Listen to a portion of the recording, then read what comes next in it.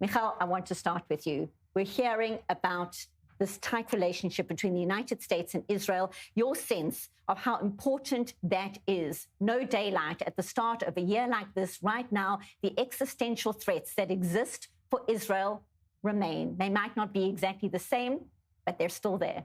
They're not only still there, we have to keep in mind, and some of it was mentioned, it's not just the disarmament and demilitarization of Hamas and Gaza. It is the de-radicalization that was intended to be a part of this preliminary part of the process before we move to phase two. And it was mentioned, it is Ran Gvili who is held in what is an egregious violation of an internationally brokered agreement. Now, we've been here before.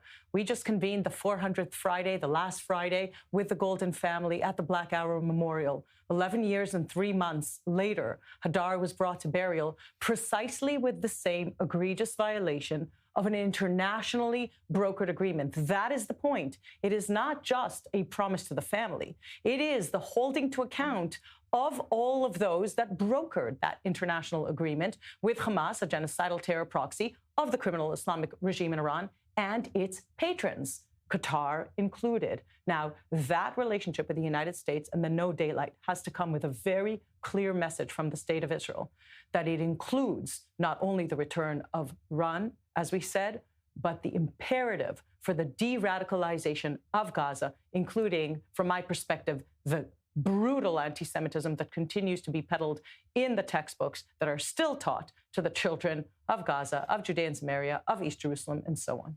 I want to unpack more of that in a short while, but Yaakov, I want to bring you in on the need for Hamas to be disarmed. Realistically, how does that happen? Well, first, I just want to say that I think, Michal really hit the nail on the head, because what we're looking at is not just short-term threats. You could argue that Hamas is contained now, and they control just 50%, and they can't resupply from Egypt, can't smuggle in weapons because the IDF controls the Philadelphia corridor. But the radicalization, the turning of the next generation of Palestinians into jihadists, the building up of terrorist, monstrous capabilities on our borders. If we don't want that to happen, and for our generation, next generation of children to grow up to have to fight these threats, we have to take action in the short term. So if we want to demilitarize the Gaza Strip, it's only the IDF that can do it. There's no other way that it can be done. They're never going to give up their arms. They're never going to destroy their own tunnels. This goes against their whole religious, ideological jihadist DNA. The day that they agree to do that, they're not Hamas. So the question is when. The real question is when. Militarily, it's perfectly possible. The plans have been drawn up. It's about the IDF moving very quickly into Gaza City, into the central areas of Gaza City and the northern part of Gaza City, all of that 50% where Hamas is currently recruiting tens of thousands of new terrorists, where they're trying to impose a regime of terror on the civilians, where they're controlling, once again, the flow of aid.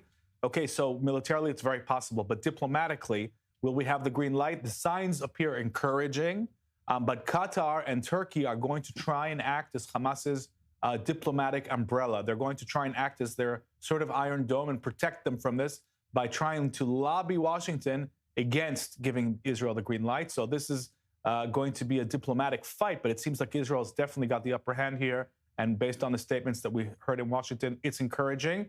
So we have to make sure that Israel and the United States are exactly on the same page when it comes to what does demilitarization mean? Because when Hamas refuses to do it, or when they put on a sort of phony show, pretending to disarm by giving up a symbolic amount of weapons or suggesting that they be stored, things that we've seen, by the way, tried in Lebanon too, robbing the word of disarmament of any actual meaning.